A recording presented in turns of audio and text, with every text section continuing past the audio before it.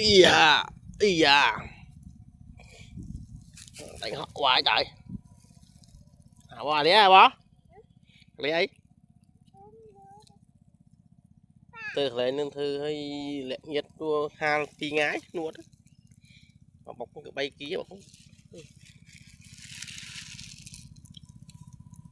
Ây da. Ủa. Đã té ó thôi.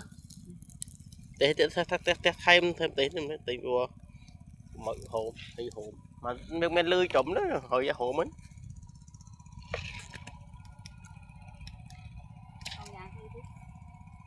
Bò thử ai?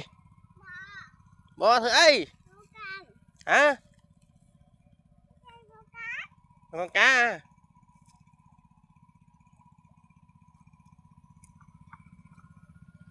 Ủa, chàng đấy.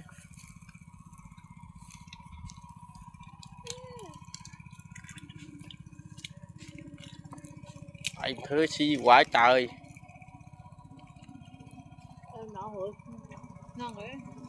Vô lặng vô lặng thơ tải ấy. Thì sáu pui mắc của ấy. Đất này nè.